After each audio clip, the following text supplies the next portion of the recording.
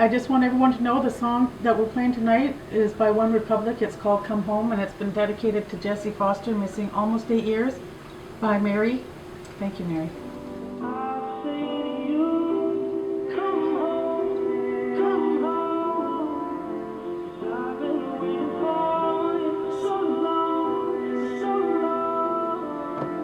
Play these stupid songs that just rip my heart out. Then I have to come back, and when it's my song, my show, I'm like, come back, I'm like, well, come back to the show, and I'm like, my face and my nose, I got snot rags everywhere. It's like, oh my God.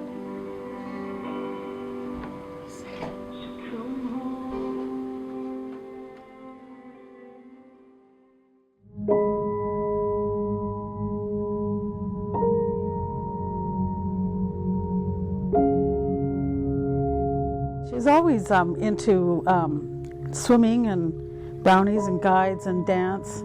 When she was in grade 11, she moved to Calgary and did grades 11 and 12 in Calgary. She started developing a certain style, you know. She had an energy about her that was just starting to get rolling, starting to click. She'd always been very popular, liked to go to clubs and dance, because she'd always loved to dance. She had these sayings, you know, the things that would just make us crack up. It wasn't just what she said, it was how she would say it. And that's what I remember the best of times, was those instances.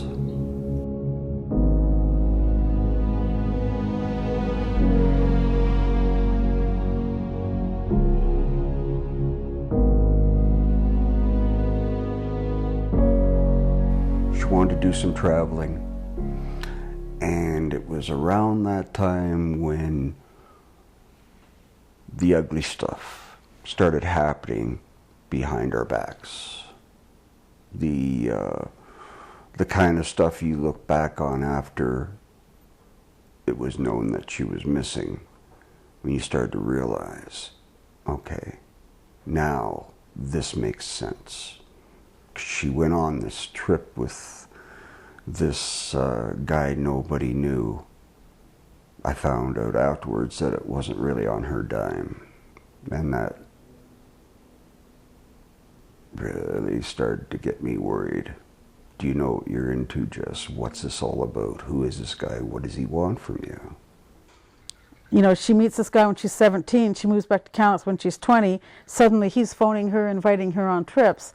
My opinion is, you know, he'd been grooming her for some time. First one was to Florida, and then within a few weeks down to Manhattan, New York, and Atlantic City, New Jersey, and straight from there to Las Vegas.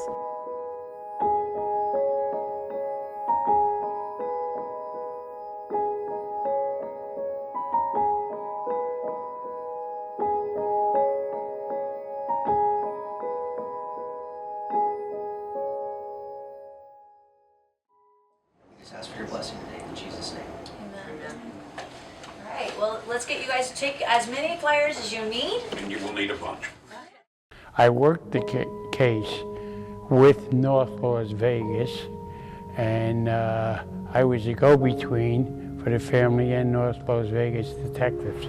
I met Glendine Grant quite some time ago, after, of course, Jessie went missing, but I met her. She had reached out to me due to the fact that she has a Blog Talk radio show and was interested in hearing my best friend's unsolved homicide case. I heard about it first through Mary Brochures. We went down to follow up some leads and some tips in regards to what Glendine had received in the last year. I've been talking to Glendine since back in 2007. Every time she gets a lead, she'll email me. And I've done 3 to 4 searches on it already. And different leads she got, or information from psychics or stuff like that. Do I believe in psychics? Who am I to say no? I hate not to take the tip and have somebody find the remains down the road and say, well, that's where we asked you to go. My friend Deanna Johnson was murdered when she was 14 years old.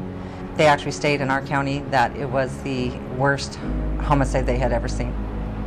When I look at a girl out on the streets or another unsolved homicide case, I think that what if that would have been Deanna? Maybe if somebody would have stepped up like I'm doing, then Deanna wouldn't be in the situation she's in today, which is no longer with us.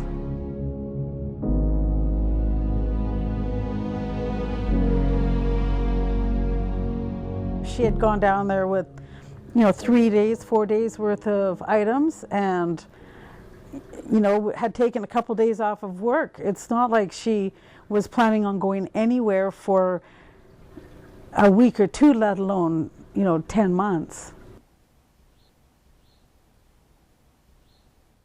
What was your impression of Jessie's boyfriend? Never met him. I never met him. So initially, she, I met this guy. He's a friend of my friend's boyfriend. Then it's, I'm dating this guy, and then it's I'm moving in with this guy, and then it's I'm engaged to this guy. She was here for a few weeks, and I thought, maybe she's here to stay. But during that time, I would hear her in the basement talking with her Las Vegas boyfriend, I'll call him. And it wasn't conversation, it was screaming, cursing, name-calling. And I finally said, Jess, call me out of touch, call me no fogey, but that doesn't sound like love to me. But it wasn't long after that when Jessie packed her bags and went to Kamloops to spend Christmas with her mother. That was the last time I saw her. And we get up Christmas morning, and she tells us she needs to ride to the airport that day, on Christmas Day. So, there's something there that makes somebody leave their family on Christmas Day. We were out at the airport, and she was getting ready to go through the security, and we were all hugging her and saying goodbye, and she turned around and waved and walked away. Time you call us, we can't be there for another 30 minutes or 20 Right. minutes, whatever. Right. So don't panic if we're not there in 10. That's rare. I would. I have my GPS that has intersections. Yeah. When she shares her daughter's story, Jessie becomes a part of you, which in turn made me fall in love with Jessie and want to do what we can to help Glendine. Between North Las Vegas and Las Vegas, there's probably over 10,000 people missing a year. So this is only one case going on. As a parent, and I'm a mom, not knowing where your child is, not knowing where she's at or he's at, wondering, is he or she being able to eat? Are they safe? Or, is somebody beating her? Is somebody raping her all day long? And if so, how many times? I mean, these are things that constantly go through a parent's mind when you don't know where your child is.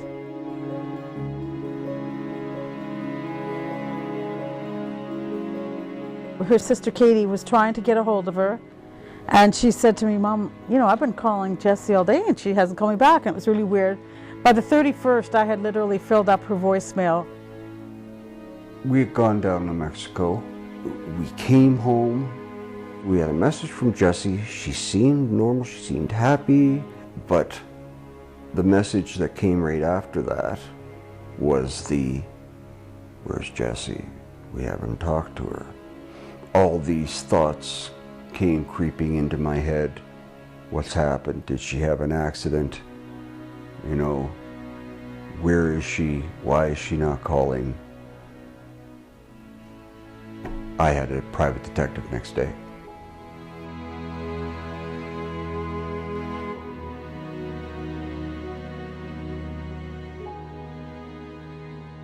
She was beaten and hospitalized with a broken jaw, and by June of 2005, she'd been arrested for solicitation, and by September arrested again, and by the following March she was missing. And if you kind of just look at those, how fast everything happened, you just got to imagine what must have been happening in the months that led up.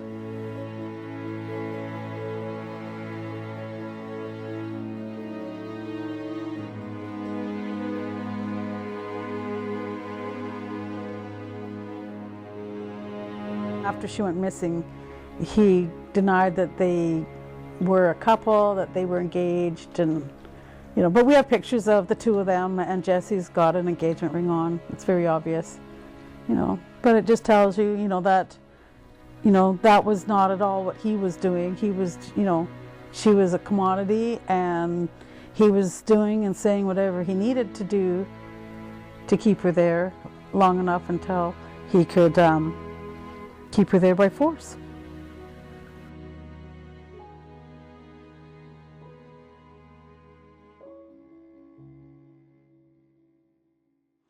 Just keep them safe, keep them warm. Let them know that people do love them. Let them know that people are looking.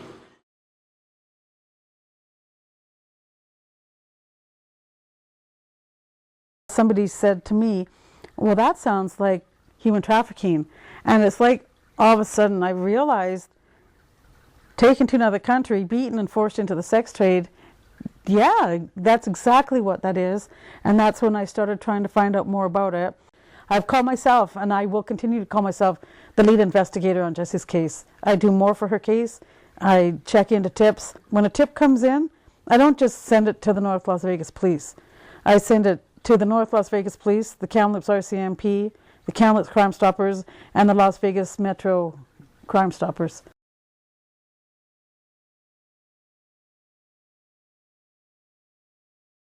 We immediately went down there to go find out if it was her, and we couldn't tell. We couldn't tell. In 1 minute, I was, ooh, that's Jessie. I could tell, look at the picture, the comparison between this and that. I knew for sure it was Jessie. And then 5 seconds later, it's like, no, that can't be her. Even Mom couldn't tell. So the picture actually went to Mom, and Mom could not verify if that was her daughter, because that's how similar it was. And that's pretty radical. It was just a hard call. It was very difficult. This girl looked so close. And then when law enforcement came and they saw the pictures and they saw her, they even thought it was her. So, which was probably a good reason why they felt confident to take her in. They did call us and they did state that they fingerprinted her and it was not Jessie Foster.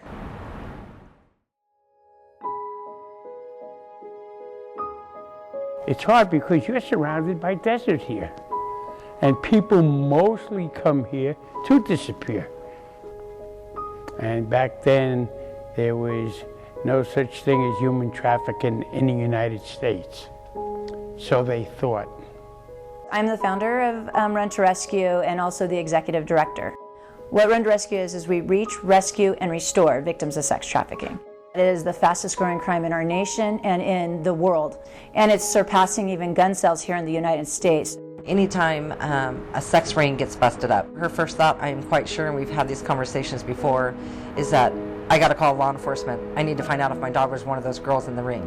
And so on one hand, you hope that she is one of those, so she knows that she's now okay, she is still alive. But on the other hand, yeah, I want Glendine to have answers.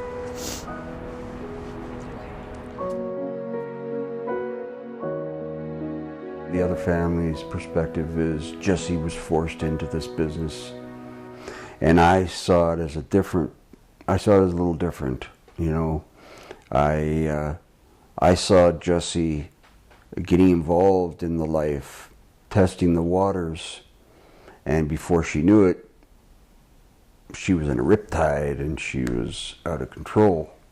She even told me one time, "Oh, Dad, I've got a job, I'm working for this escort agency," and I just freaked out. I said, "What the hell did you just say?" "Oh, don't worry. I'm just answering phones and things like that." And I said, "Jess, come on. Look at her. Answering phones, 20 years old, not bloody likely." I believe that Jessie was never quite satisfied of her financial situation. Nothing was enough. Nothing was good enough. She had all these things she wanted to do. She told me she wanted to buy her mother a house. she wanted to have enough money to start her own business. And I said, those are nice things that you want to do, but I think you should back off, look at it a little bit more realistically. But by that time, unbeknownst to any of us, that she was already well into the escort business. And from what I heard, she was a top money girl. When we finally realized that she was missing, seriously missing, we started looking back and we started noticing things that kind of slipped our eye. But I wanted the Calgary portion of Jessie's life dug into a little more, because I felt that that was the launching point.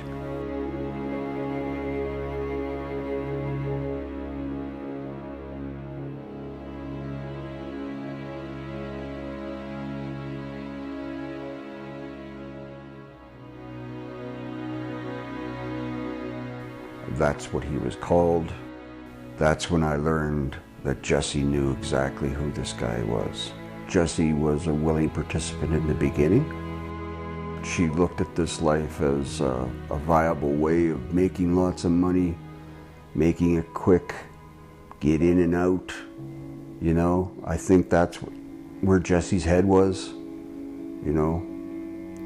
If I hook up with the right people, I'll keep control of it. And that's what I'm so angry about.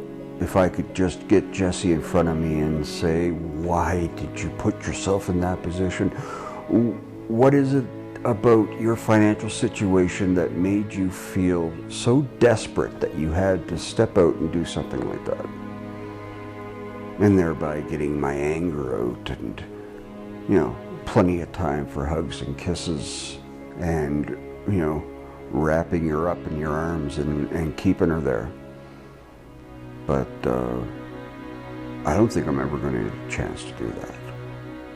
So I live alone with my anger, and I live alone with my frustration and my loss. And people come in here for the bread mostly.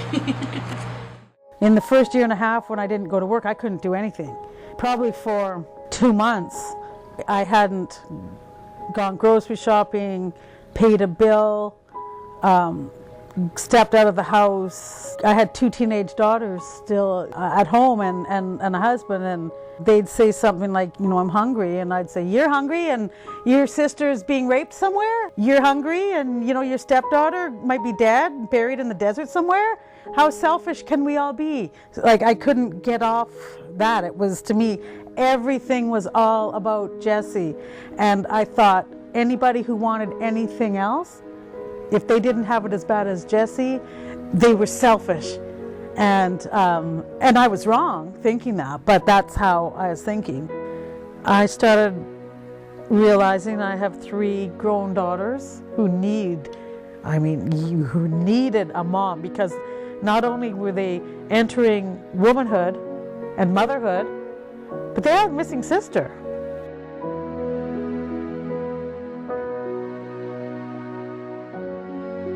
Through Mothers Against Trafficking Humans, I do speak Jessie's story. I do educate on human trafficking. If it wasn't for doing what I do, helping other people, then I probably wouldn't have coped at all. But that is my mechanism. I was pretty much a fun-loving guy. Waking up in the morning was an easy thing to do. And now it's just a really seriously vague memory. It really is. I would love it if we had this normal, everyday, I have a hangnail kind of a problem life again. But that'll never happen in our family again. I also can't have a mourning, because mourning, grief, all that has a process, and then there's an ending. And there isn't one, so it's different. I might see Jessie again. I don't know. And there's always that hope. Every morning is a struggle. Every time I open my eyes, when I realize it's another day, first thoughts always go to Jessie. every single morning. First thing I think about. Our daughter had been wrapped up in this life, swallowed up, chewed up. But the only thing we never knew was where she was spit out. How can I give up hope and mourn Jessie and tell everybody that I have a daughter who died? And then Jessie walks in the door one day and I'm like, oh, I'm sorry, I thought you were dead. No, that'll never happen.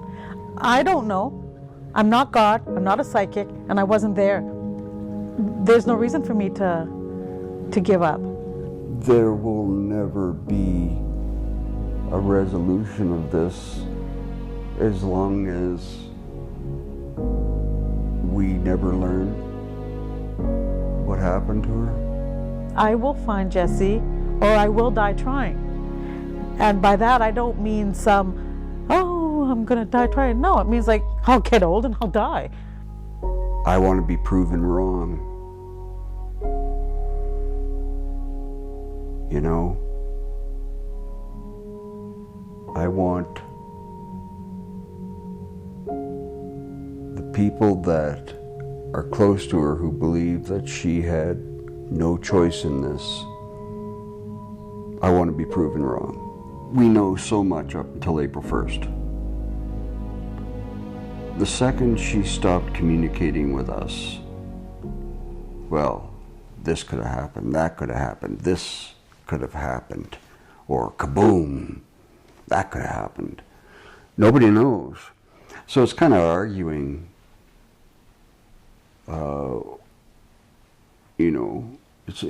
I liken it to arguing about the existence of God. You know, people have faith, and that drives their belief, but it's based on a belief. Who's right, who's wrong? Nobody knows.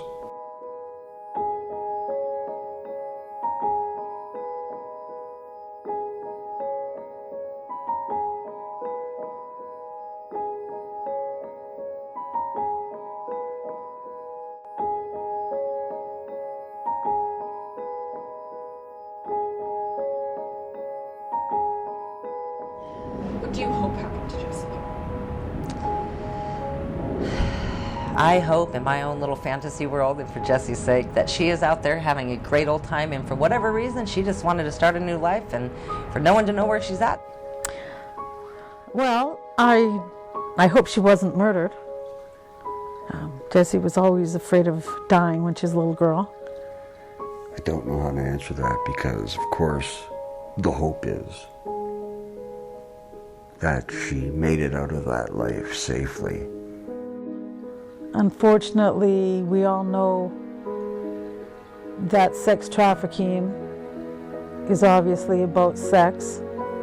And I just hope that, she can put herself in another place. What's the difference between hope and a dream? Because it seems to be more on the dream side of things than a hope, What do you think happened? She's in pieces in the Nevada desert somewhere. She was coyote and snake food a long time ago. I think that she got herself probably into something that she had no clue that was coming about. And I think that there's a vile man involved with this. I believe with all my heart that wherever Jessie is, she's not alone. And that I do believe she would be like a big sister and a comforter to the other women that might be wherever she's being held. If she's still here in town and she hasn't been arrested since 2007 to 2008, she's not here. That should answer your question. And as an ex-policeman, I used to say, I want to get closure, I want to close my case. Case is never closed, is never closure.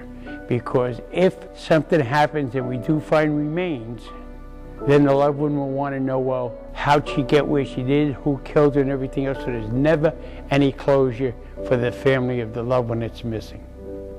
Does that make sense to you?